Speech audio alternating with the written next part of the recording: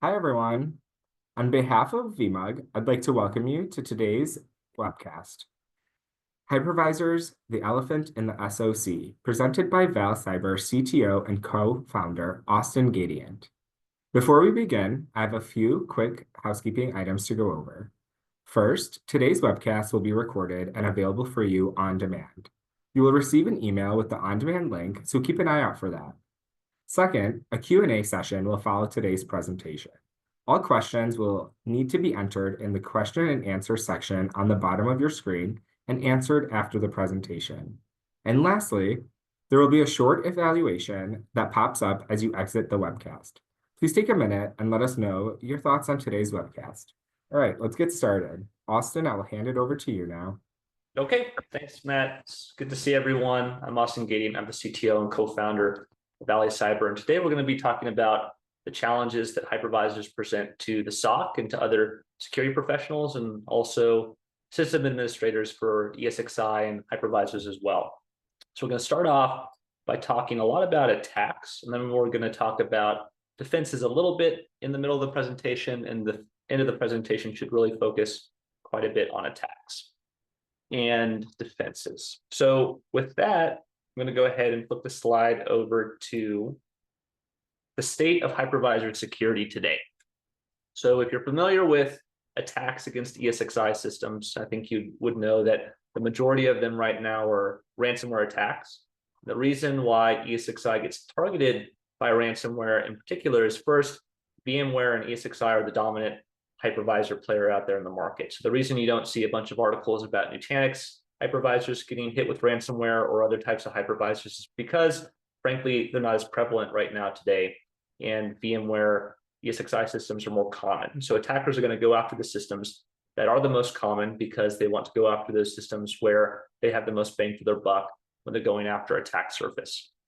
Now, the reason to go after a hypervisor for ransomware in the first place is because hypervisors have virtual machines on them and virtual machine hard disks. And so attackers recognize that if they can encrypt the VMDKs and the virtual hard disks of VMs, then they can highly motivate an organization to pay that ransom because of the devastating level of that attack.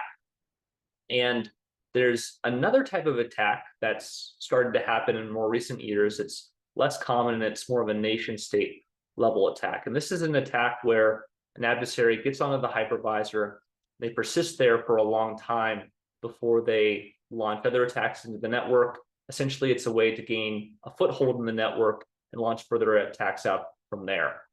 An example of this sort of breach would be the MITRE breach that happened in May of 2024, which was one of these sort of dwelling attacks where the attackers existed on the hypervisor for a long time. And one of the most famous ransomware examples would be the MGM breach, which happened in October of 2023. And I think the reason why attackers also love to go after hypervisors is because before Vali Cyber, there really was no EDR or advanced security tooling for the hypervisor itself, making it a very attractive attack surface. If the attacker is able to get access, they have a very high privilege level, they can do a lot of nasty things, and they can do so unfettered by existing security tools that we're familiar with on Windows or other sorts of systems. Now, the main ways that attackers get onto systems in the first place are, first, credential compromise. So the issue with credential compromise is a system administrator's credentials get stolen, and those stolen credentials are used to typically log into vCenter. And from that vCenter attack, the threat actor is going to log in to ESXi systems over SSH, and then just download and run their malware from there. And one of the big challenges here is there's no MFA on those SSH sessions. So if the attacker is able to SSH into your ESXi host, really all they have to do is have a stolen credential, and they're able to do so. The other two issues would be misconfigurations and vulnerabilities, and these typically go hand in hand. The most common misconfiguration we see is poor network segmentation, where hypervisors are present on networks that they shouldn't be present on, and an attacker is able to access them when they normally shouldn't be able to do so. And then with vulnerabilities, you have 0 days, you also have old CVEs from unpatched systems that get exploited. And ESXi and hypervisors are very complex pieces of software. So there are new vulnerabilities and CVEs coming out every so often for these systems. Some of them are a very high impact level. Now, before we talk in detail about what Vali Cyber does and what our product does, we're really going to focus in on some attacks. So we're going to look at 3 different attacks, and each of those attacks are going to demonstrate some of these methods of compromise that we're showing here on the screen: the credential compromise, the misconfiguration, the vulnerabilities. And to start off, we're going to go with ESXi ARGs. So ESXi ARGs was an attack that happened in February of 2023. And in that attack, the attackers took advantage of a vulnerability from 2021 to attack systems that were publicly accessible on the internet. So this is obviously something you don't want to have with your hypervisors, having them accessible on the public internet because of attack surface that they present. And these systems were unpatched. They had a vulnerability on them that was about 2 years old, which allowed the attackers to gain access, then launch the ransomware. And there was no credentials that needed to be stolen. All the attackers had to do with this CVE from 2021 was see the system on the network, and from there, they could launch their attack. It's a remote code execution exploit, meaning that it allows the attacker to run code on the vulnerable system. So what we're going to do now is walk through what this attack actually looked like. And as we go through the attacks, the demonstrations we're going to show are pre-recorded. When we go to showing ZeroLock and the product, that'll be a live demo. But for now, we're just going to do a video because running too many virtual machines on my laptop slows things down a bit. So we're going to go ahead and start this demonstration of the SLPD exploit. And in this example, we're attacking an ESXi 6.7 system. So we can see the information about that system up there near the top. It's got 3 virtual machines on it: Gandalf, Frodo, and Gimli. I'm a big Lord of the Rings fan, so that's why I chose those names. What the attacker is going to do is launch a netcat listener there on the left of the screen. They're going to queue up a command, a uname-a command. This is going to tell us what type of system we're running on once we're able to run commands. Now, the exploit is going to be run on the right side of the screen. And the exploit itself, the objective of it is to launch what's called a reverse shell. So a reverse shell is essentially an outbound connection back to the attacker's netcat listener, which will allow the attacker to run arbitrary commands on the victim system. So from the attacker's perspective, they're trying to run this series of commands that we see right here: this make nod, TMP backpipe, so on and so forth. That's the series of commands that will connect back to the attacker's netcat listener. And this exploit itself is this 2-stage exploit. It's a memory corruption exploit, which means that the attacker is going to try to first leak information out of the vulnerable ESXi system. And the information that they're trying to leak is the location of code addresses on the ESXi host that they want to access to execute arbitrary code. Remember, it's a remote code execution exploit. And pretty shortly here, the exploit does take a bit of time because certain messages have to be sent to leak that data, but eventually we get this information: the libc base address, libc system address. This is essentially the address information of code that the attacker wants to execute inside of the vulnerable service. So now the attacker is going to launch a memory corruption exploit to overwrite memory and then execute arbitrary code. And you can see there on the left, the attacker's command is finally run. So we can see that uname-a command has run, and we are running, in fact, on that ESXi 6.7 host. So from here, the attacker has root level access. They can download the ESXi ARGs ransomware, and they can run that ransomware. The ESXi ARGs ransomware will first try to kill VMs on the host, and it will try to encrypt the VMs in their VMDKs. So if we try to do an ls command here and list out the files for this Gimli VM, we can see that all those files have been encrypted. They have that .args extension, which means they've been encrypted by the ESXi ARGs ransomware. Now, this is a really bad day. If you're the administrator for this system, it basically means your hypervisors, or specifically your VMs, have been encrypted. If we try to run one of these VMs, we see we have this nasty error. We try to spin them all up, and we get the same error. I failed to find the file, the VMX file, and the VMDK files that are necessary to spin up those VMs. And that's because they've been encrypted by the malware. Now, that technique that the attacker used to first kill the VMs is a very common one. The reason why attackers try to kill VMs before they actually launch their malware is because they recognize that the VMDK files are going to be locked while the VM is running. So if they kill the VM process, then they can encrypt that VM. Otherwise, they won't be able to access the VMDK file itself. And that'll be something interesting for later in the presentation.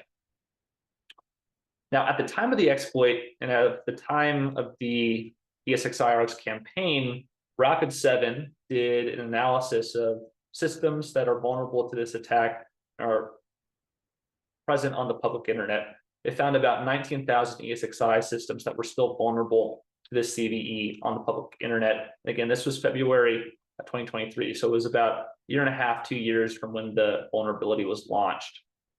And if you look at Shodan today, if you're not familiar with Shodan, Shodan is a tool that can be used to look for services on the public internet. You'll find about 20,000 ESXi systems publicly on the internet today, and some of them are in fact vulnerable to this issue. So unfortunately, I think we haven't learned from this problem as a whole group of ESXi users yet. There are still systems out there that are publicly accessible, which is not good, and they are unpatched, which is also very, very bad. So what can you do to protect yourselves from an ESXi-RX attack or something like ESXi-RX from maybe a new CVE that comes out down the line? Well, first, patching your systems is also very, very important to make sure they're protected against given CVEs. And specifically with this attack, it was going after the SLP daemon on the ESXi host. And that SLP daemon has a specific firewall rule on ESXi systems that you can enable, which will prevent it from being accessible by remote attackers. And for the most part, SLP is not something that's needed for production usage of ESXi. So it's highly recommended you apply that firewall rule to block access to the vulnerable service. And then, of course, proper network segmentation is really important. Make sure your ESXi hosts are not on the public internet.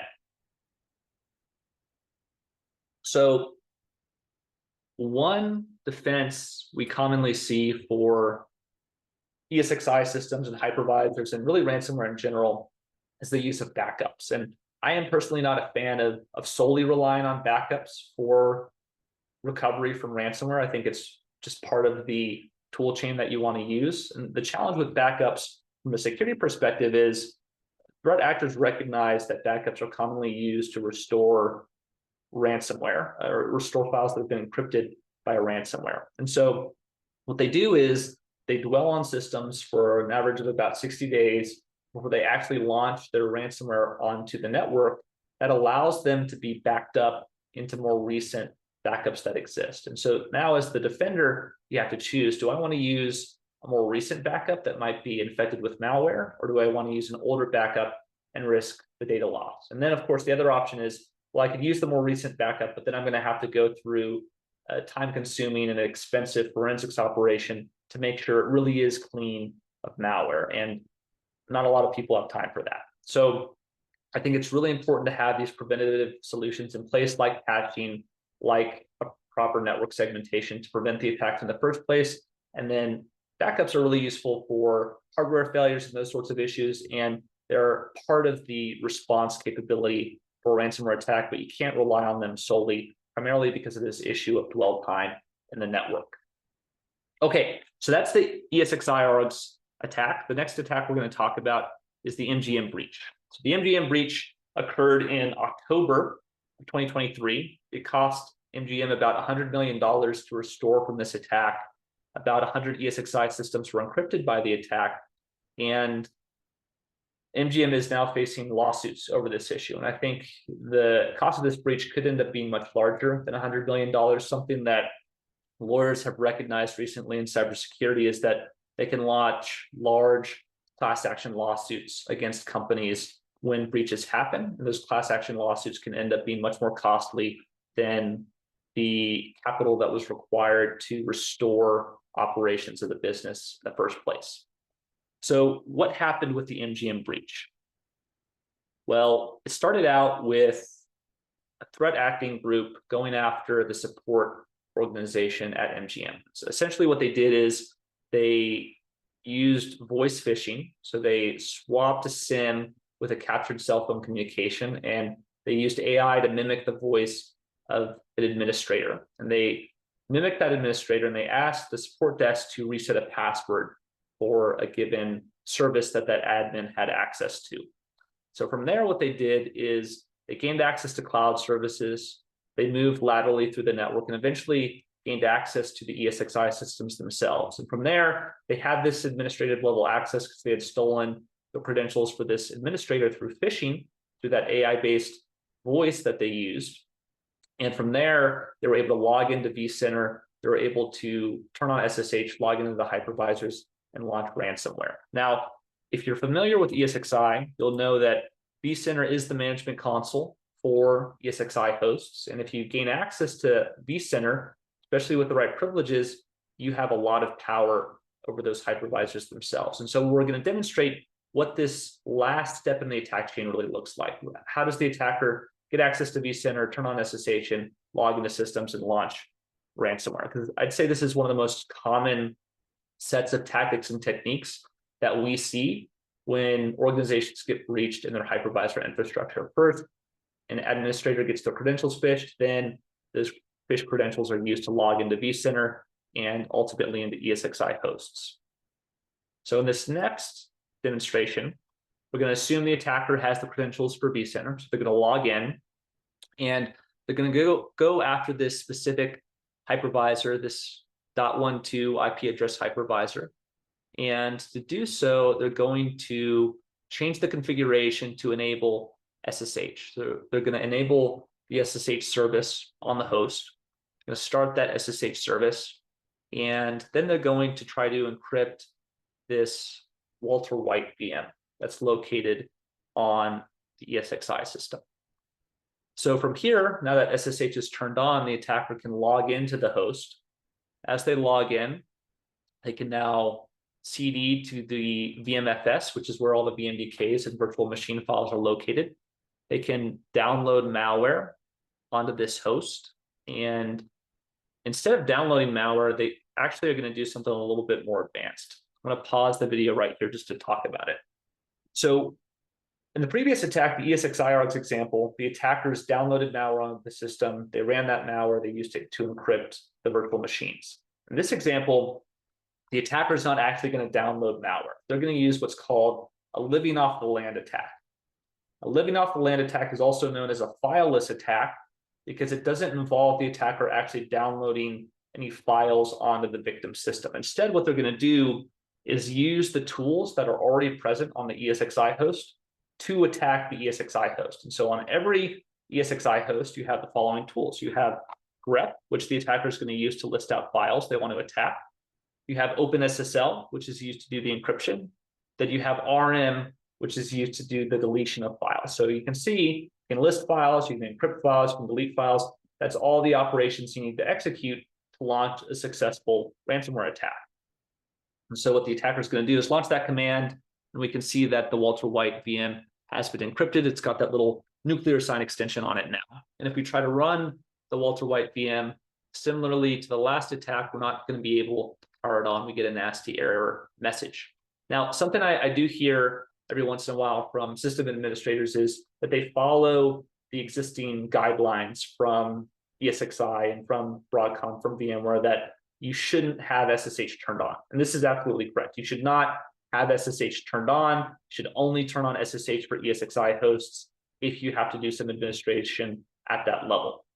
The problem with these attacks is that it's very easy for the attacker to simply turn on SSH on their own and disable lockdown mode or disable some of the other protections if they have the appropriate credentials and the appropriate privileges of the network. And that's why these privilege escalation and privilege stealing, credential stealing attacks are what are so common for compromising hypervisor environments. It's because that allows the attacker to just turn off the existing defenses and then run their malware pretty much unfettered with ease. So how can you protect yourself from this sort of attack? Well, you can patch systems, which is, of course, always important. You can do proper network segmentation. But I think the fact that you have to deal with the situation where an attacker might have very similar credentials to your system administrators, it brings about the case for some sort of runtime protection, some sort of EDR or runtime protection available on the hypervisor itself to protect it specifically from ransomware attacks or other attacks that target hypervisors. So this is going to bring us to our last attack before we get into the live demo of what Vali Cyber does. That last attack is the MITRE breach. So the MITRE breach happened in May of 2024. And in this attack, again, it wasn't a ransomware attack. It was nation-state level actors. They were trying to breach this environment to gain persistence in the network and launch further attacks against MITRE, which is a well-known defense contractor and a very well-respected organization in the security community. If you're not familiar with them, they do something called the MITRE attack framework, which is essentially a listing of a whole bunch of tactics and techniques that attackers leverage to breach systems. So what the attackers did once they gained access to the hypervisors in the MITRE environment is they installed a malicious VIB. And if you're not familiar with a VIB is a VMware installation bundle. It's essentially the packaging that VMware uses to install software on the hypervisor host. And there's a very specific reason why attackers would want to install malicious VIBs for persistence. And we're going to see a video here where an attacker is going to attack a more recent, more modern version of ESXi. They're going to copy over their ransomware. They're going to log in. They're going to run this ransomware, which is the Akira ransomware. They run that ransomware. We see the operation was not permitted. Now, on the right side of the screen, we see the VM kernel log. And the VM kernel log is going to show us this last message, which says exec denied file in the name of the malware not installed. So this is a protection called exec installed only that comes by default on more recent versions of ESXi, particularly ESXi 8, some ESXi 7 versions. And what exec installed only is going to do for us as defenders is it's going to prevent the attacker from running arbitrary programs on our ESXi host. Any program that runs on the ESXi host has to be installed through a VIB first. Now, what is a VIB? A VIB, as I was talking about, is an installation package. That installation package is really a tar-gzip file that also contains XML data to define all the files that are located in the VIB and how those files should be installed, other information about what sorts of ESXi the VIB and supports, what versions of ESXi the VIB supports, so on and so forth. So what the attacker can do is they can try to mimic their own VIB. They can try to create a malicious VIB and then use that to install their malware and to run their malware. So in this example, the attacker has created that malicious VIB. They're going to copy it onto the ESXi host, log into the ESXi host itself, and they're going to try to install that VIB. And when they try to install it, they're going to get an error saying that it violates some rule checks. And so now what the attacker can try to do is use a -f parameter. So this is -f, it means force the install. When they try to force the install, we get another issue saying that the acceptance level for the VIB is community, and the acceptance level for the ESXi host is partner. Now, what the attacker can try to do is change that acceptance level by running a couple commands here. And they can run an ESXi command to try to set the level to community supported. This is also going to be blocked. It's going to be blocked by secure boot. So at this point, maybe the attacker's out of luck. They're stopped, all our defenses worked, and they can't really do anything to run their malware. Now, what this community supported and this partner supported level means, it's really something called an acceptance level. Acceptance level, from a defensive perspective, effectively has two versions. Is it signed? Is it a signed VIB, or is it not a signed VIB? Signed VIBs are explicitly signed by VMware's private keys, and that's the default on ESXi. If you want to install a VIB on ESXi, it has to be signed by VMware. Otherwise, community-supported VIBs are VIBs that anybody can create, but they're not signed by Broadcom and by VMware. So if an attacker is not able to sign their VIB, because Broadcom is presumably not going to sign a malicious VIB, then what are they going to do? Well, they can read the code. And if you take a look at the code for ESXi, it's really a Python script. And that Python script runs some other Python code. And in that Python code, you'll find two really interesting functions: set host acceptance and get host acceptance. So these are the functions that are used to check the acceptance level on the ESXi host and also to set it to a specific version.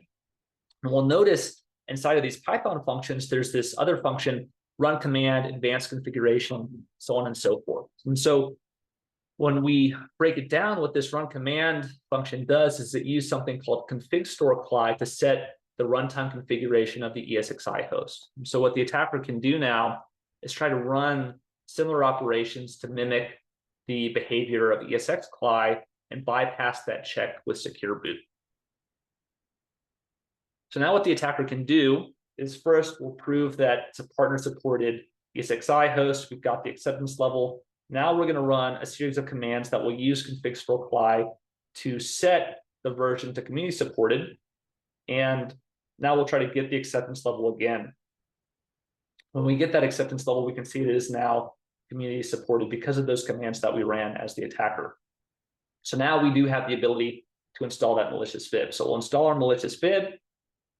That fib will install successfully this time.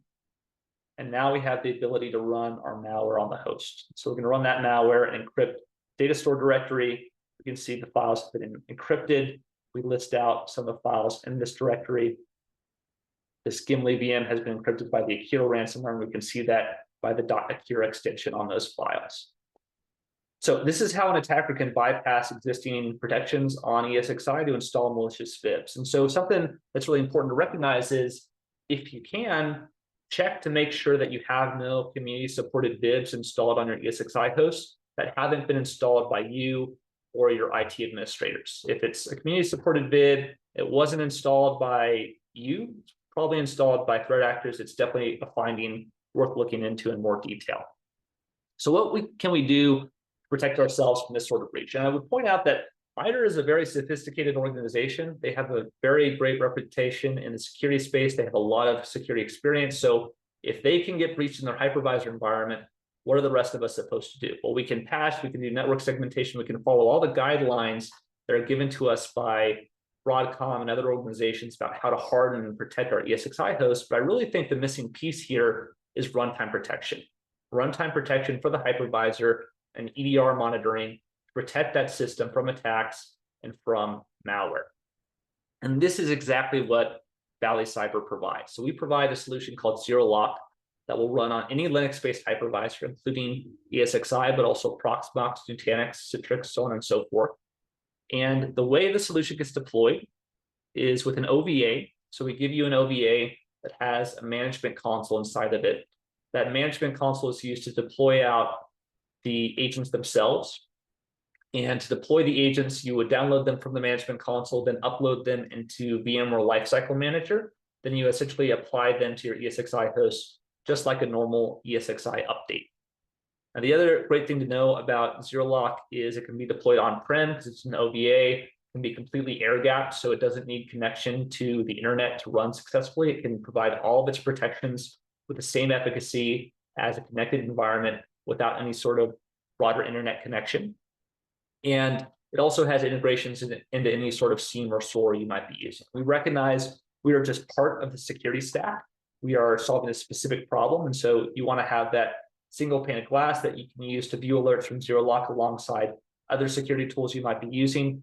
And this SIEM and SOAR integration capability allows us to forward alerts and forward data onto these other ingestion and data platforms, provide you that single pane of glass. Okay, so now we'll talk about the agent itself and the value that it provides from a security perspective. Before I get into that, I will mention that it is signed by VMware. So we are not a community supported VIB. We are a VMware acceptance level. And that means we go through a CI/CD process with VMware to validate that our VIB does not cause any sort of stability or production or performance issues on ESXi. And it's a very lightweight agent. It only uses about 50 megs of RAM per hypervisor. So it shouldn't have any sort of impact on your VMs or on the hypervisor itself from a performance standpoint. Now, the first value that Zero Lock provides is SSH MFA, or multi-factor authentication for SSH.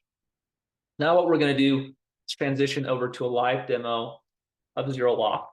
I'm going to go ahead and log into this. A second, I got the wrong credentials. I'm going to log into the management console for ESXi, or excuse me, for Zero Lock. And I'm going to go ahead and put in the MFA credentials. So now we're logged into Zero Lock, and we can see a management console with different alerts across different categories here at the top.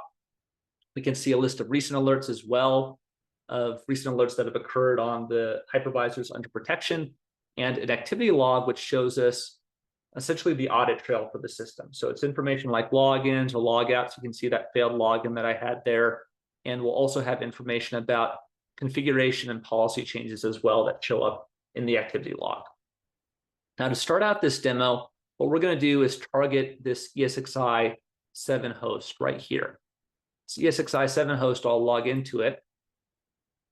It's got 3 VMs on it: Frodo, Gimli, and Gandalf. So what we're going to do is try to log in to this hypervisor as if we've stolen the credentials for it. And we're going to log into the hypervisor. We're going to try to run ransomware and encrypt these VMs. I'm going to go ahead and log in. And it's going to ask me for my password, which as the attacker, I've stolen the credentials. I have that password. This is the MFA. So normally the attacker would have access to the hypervisor at this point. They could start doing whatever they wanted. But what ZeroLock provides is MFA at the SSH and at the root or shell login level. So what we're going to do is put in the username, the ZeroLock user, and we're also going to put in the authenticator code for our MFA authenticator. And I'm using a cell phone-based authenticator. I'm using Google Authenticator, but you can also use Duo or Okta or some other cell phone-based MFA authenticator as well. So you can see only after we provided that extra layer of authentication did we gain access to the host. So now what the attacker can try to do is download some ransomware and run that ransomware. And we'll go ahead and run that series of commands. So we'll run a command to download the Defray77 malware. Then we'll chmod it to make it executable, and then we'll actually run it. We run that series of commands, and we instantly get kicked off the host. So that was ZeroLock in action. That was one of ZeroLock's responses. We jump over to the alerts page, see a recent alert that got logged about a blocked executable hash. So what was this? This was the second layer of protection, the application allow listing. So what ZeroLock is going to do when it installs on your hypervisor is it will take an inventory of the applications that are on the hypervisor, and it will only allow those applications to run. So if the attacker tries to add a new program to the system, that new program is going to get blocked from running. The attacker is not going to be able to run that executable. And so we can see that in this alert that we got blocked, we also get a bunch of information about what really happened with this attack. So we drill into the alert, we can see information about the files that were created or modified. So we can see the Defray malware was created. It was then modified by that chmod command. And we also get a process tree. The process tree shows us all of the processes and programs that were used in the attack, starting from SSH, where we can see information about the login itself. We can see IP address information. We can see full command line arguments, executable hashes, and then we can see the Defray malware, which is ultimately what got flagged on. It was that new program that got added to the system. Now, if you do a traditional update through vCenter or through ESXi command line, ZeroLock is intelligent about that, can recognize legitimate updates as opposed to new malware being added to the system. So this application allow listing shouldn't interfere with your existing update or patching capabilities. All right, so now we're going to get into the next layer of protection, which is the lockdown rules. And all these different layers of protection really provide defense and depth.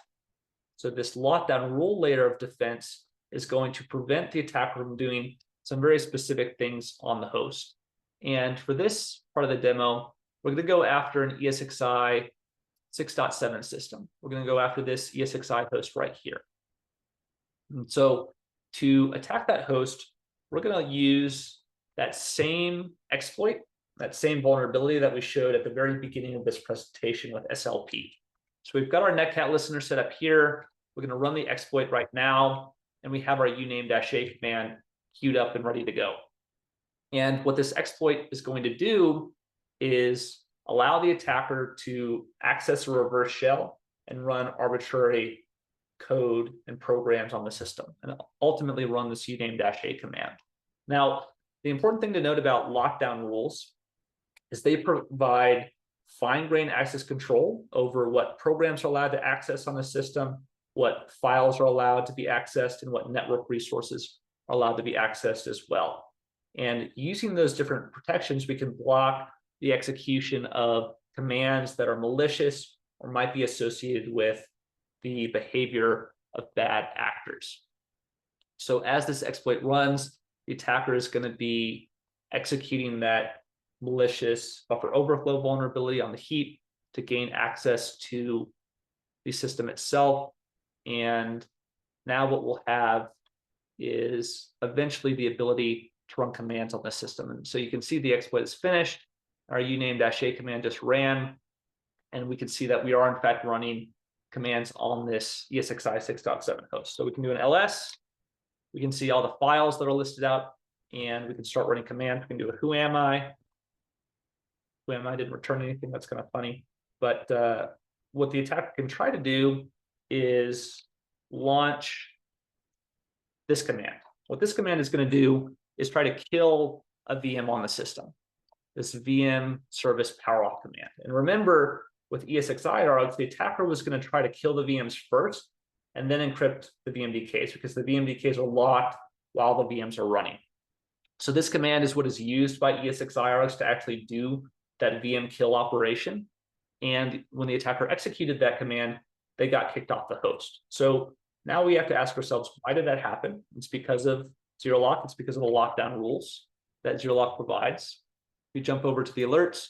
You can see a new alert about a program execution, and there was an attempt to shut down a VM from the command line interface. We can see this command that was ultimately run in the process tree. This is what got flagged on by zero lock, and got flagged because of the rules that are provided by zero lock. So zero lock has lockdown rules. We have about 150 of them out of the box, and these rules each target specific malicious behavior that we want to go after, that an attacker might try to execute. What I'm going to do now is add a new rule to the system, which is about the SLP service. The reason I'm adding that new rule is because of the other capability that lockdown rules give us, which is virtual patching. So virtual patching is the ability to harden the system against exploits and prevent exploits, even if the system has an active CVE on it right now today.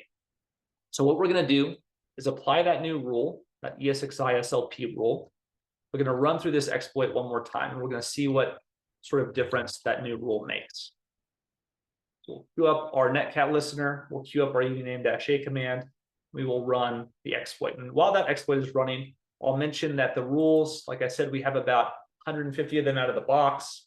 You also have the ability to create your own rules. So we could create a new rule about file access, and you can essentially fill out the form to create a rule that will prevent access to certain files on the system. And you can do that for program execution, you can do it for network access, so on and so forth. And this provides a lot of flexibility for a threat intelligence team to make their own rules and their own detections based on attacks that might be coming out.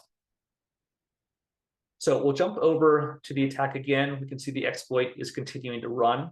And what this new rule is going to do for us is it's going to stop the attacker a little bit earlier in the attack chain. So in the previous attack that we just ran, the attacker did have the ability to run commands on the vulnerable system. And this time, when the exploit finishes up, you can see our uname-a command never actually ran. So we get no output. I tried different commands, it's not going to work. That's because the attacker never gained command line level access to the system itself. Now, if we look at the alert, we can see we got an alert generated by that ESXi SLPD rule. And the process tree is much different. It's a lot smaller. And it's smaller because the way this rule works, or this virtual patch works, is it prevents SLPD from executing shell commands. And the attacker has to execute shell commands in this exploit to be able to launch a reverse shell. So as soon as this make nod TMP command got run, that command was blocked by zero lock because it was SLP trying to launch a reverse shell. Now, the operational impact and benefit of virtual patching is pretty significant because it allows you to have systems that have CVEs or vulnerabilities, but you can still harden those systems against those vulnerabilities without doing a reboot, without interrupting operations, and allow you to handle those new CVEs and vulnerabilities on a schedule that's more amenable to your IT team and to your operations team. So it allows you to provide hardening and protection for specific vulnerabilities and freeing up your resources so that you can prioritize patching the systems at the right time. You still want to patch. You don't want to simply rely on a virtual patch alone, but it allows you to plan that patching process at a time that makes sense for your organization, rather than having to run around like your hair's on fire every time a new CVE comes out. Okay, so the final layer of protection we're going to talk about is the AI behavioral layer of protection. To show this, we're going to go ahead and log back into that ESXi 7 system. Log back in here, put in the password, go through the MFA one last time. And what the attacker is going to try to do is a more sophisticated attack that we actually saw a little bit earlier in the demo. This time, what the threat actor is going to do is a living off the land attack. So they're going to run a very similar living off the land attack to what we saw earlier, but they're going to use grep to list out the files of this Gandalf VM. They're going to use OpenSSL to encrypt them, and they're going to use RM to do the deletion. Now, this command is going to take a little bit of time to run because it's operating on some rather large files, but eventually the attacker gets kicked off the host.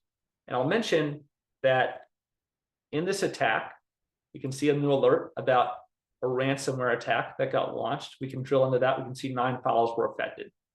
Now, this is a demo. The reason I'm allowing these files to be affected is to demonstrate this last layer of defense. But normally, what we would have in place is a lockdown rule that prevents these programs from overwriting or deleting files inside the VMFS file system. So the attacker would normally get kicked off a lot earlier. In fact, it would probably be blocked by the SSH MFA. But for demonstration purposes, we're allowing the attacker to get a little bit further to show this last capability.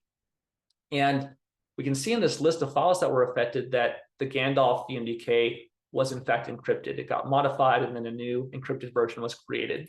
We can see that that happened due to these OpenSSL and these RM commands that were run by the attack. So if we try to spin up this VM, we have this nasty red error. This is where the last capability of zero lock comes in, which is the easy button. It's the remediate button. So the remediate button allows us to roll back the damage from an attack. So you can see after we clicked it, the files that were modified by the attack have been restored. The files that were created have been removed. And we have essentially restored this VM back to its pre-attack state. So now what I can do is I can unregister this VM. And I can go ahead and bring it back to life by registering it again. So we have our Gandalf VM. We can see all the files are not encrypted. There it is. And this time we run it, and it spins up just fine. We don't have an error. So that rollback capability allows us to undo damage that might happen to a system in the event of a ransomware attack, in the event some files were encrypted. But remember, the attacker has to get through all these other layers of defense before they get down to that level. So there's a lot of protection that zero lock provides. That's why it's a defense in depth approach. So to finish things off, I'll give a little tip to those on the call, and that is to take a look at Shodan. So we talked about Shodan earlier in the presentation and how Shodan can be used to discover vulnerable assets on the public internet. Well, the other nice thing that you can do with Shodan, if you set up an account, which is totally free, you don't have to pay any money to set up an account, you just have to give an email address. You set up an account with Shodan, you can scan for assets belonging to specific companies. So if you work for Walmart, for example, you could look for publicly accessible network assets that belong to Walmart. And it could show you information about maybe you have some ESXi hosts or some vCenter hosts or some other systems accessible on the public internet that you don't want to have accessible, because this is the type of tool that attackers are going to use to look for your systems. And it's beneficial for defenders to be checking it out every once in a while as well. And I'll finish by saying, we don't have any sort of business relationship with Shodan. They're not giving me any money to say this. I just think it's a good tool, and it's something that folks should be aware of. especially folks that are on this call. So with that, I think that concludes the presentation. We really appreciate your time today, and we're going to open it up to any questions. I think Matt is going to help read out some of the questions that might be coming from the audience. Yes, it is time for our Q&A portion of the webcast. And as a reminder, please drop your questions in the bottom Q&A section. Austin, we have one question currently.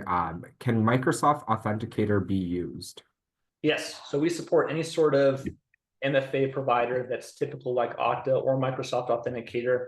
We can even integrate with Microsoft to do the integration through Microsoft's SAML capabilities as well. So we definitely support Microsoft Authenticator as an MFA provider.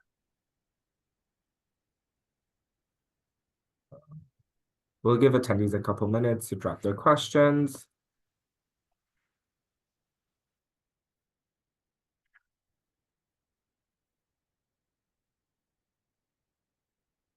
All right, we've got another one. If someone were to look up their assets in Shodan, find that they were public, what would the next step be?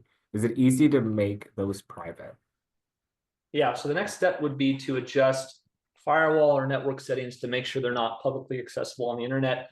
So what I would recommend is you work with the IT team within your organization that's responsible for those assets, work with them to adjust whatever network settings might be applicable to take them off the public internet. And it's really going to depend on the size of your organization, how your organization is laid out, to figure out who the right person would be to talk to and how complicated that process might be.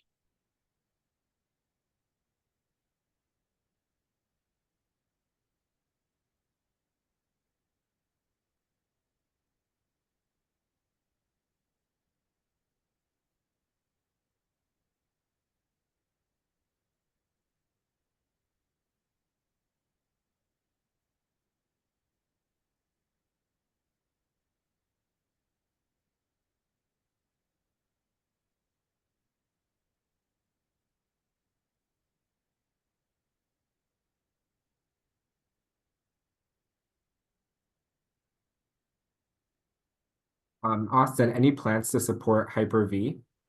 So sort of the background for Vali Cyber is that we started out as a Linux security company.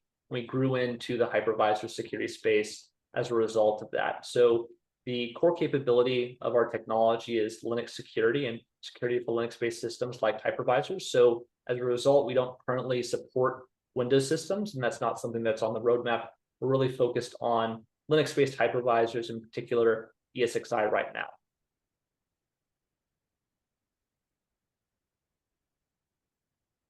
Can we expect scripts to be published in Power CLI that allows us to diagnose security breaches in vSphere?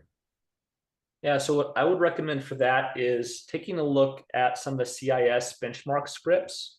So CIS essentially has security benchmarks for ESXi hosts. And in those benchmarks are specific commands or scripts that you can run to check those hosts to make sure they're hardened against those vulnerabilities. So check out the CIS benchmarks for ESXi. And I think you'll be able to find some of those scripts and some of those commands that you might be looking for to make sure those systems are hardened and secure.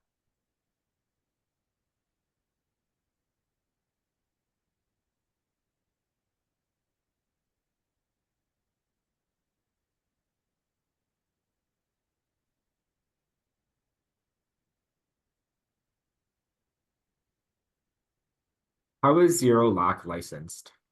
So we license Zero Lock per core, and it will be based on per core of your hypervisor infrastructure. It's a very similar licensing model to what Broadcom and VMware do. If you want to get into specifics about cost or anything like that, you could reach out to sales@valicyber.com or info@valicyber.com. Basically, you could just send us the number of cores that you have, and we could get you a quote on how much that would cost based on the per core pricing. And it is volume tiered. So the more cores that you have, the less money you end up paying per core. And that's how the pricing typically works. It's per core and it is volume tiered. Someone's asking if they can get the recording. The recording will be shared post webcast via email. So just look out for that.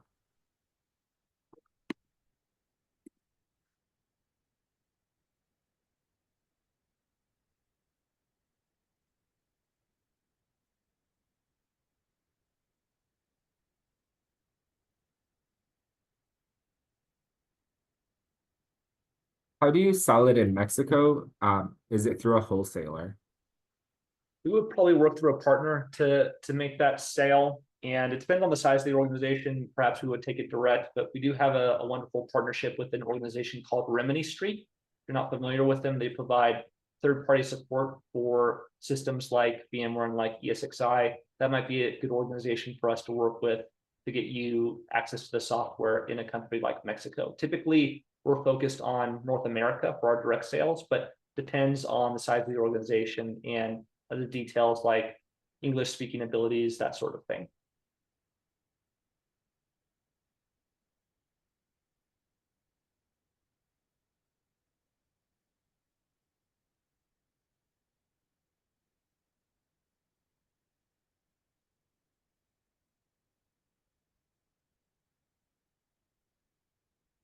We have read several best practices guides for VMware vSphere environments. The question is, how can the end user be sure that implementations by partners and others meet the minimum requirements for hardening and assurance aspects of ESX and VCSA? I think I would also recommend you take a look at the CIS benchmarks. And so the CIS benchmarks are kind of the gold standard when it comes to hardening your ESXi hosts. And there are the standards that VMware puts out.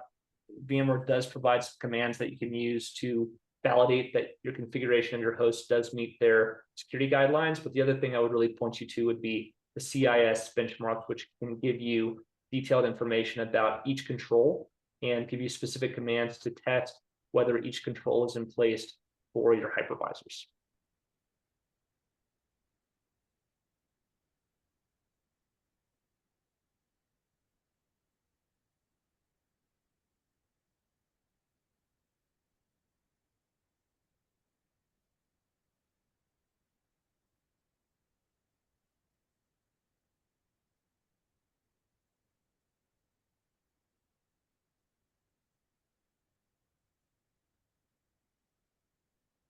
All right, so if there are no more questions, I'd like to thank Austin for this great presentation.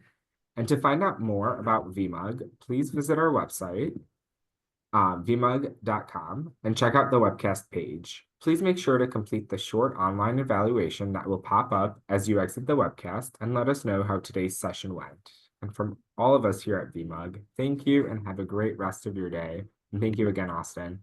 Yep, thanks so much everyone for coming. And if you want to reach out, if you have any more questions, feel free to reach out to info@valicyber.com or just head over to valicyber.com. There's a little input form where you can send us information or questions that you might have if you come up with something after the webinar. But we really appreciate your time. Hope you have a good rest of your day. And I hope your hypervisors stay very, very secure.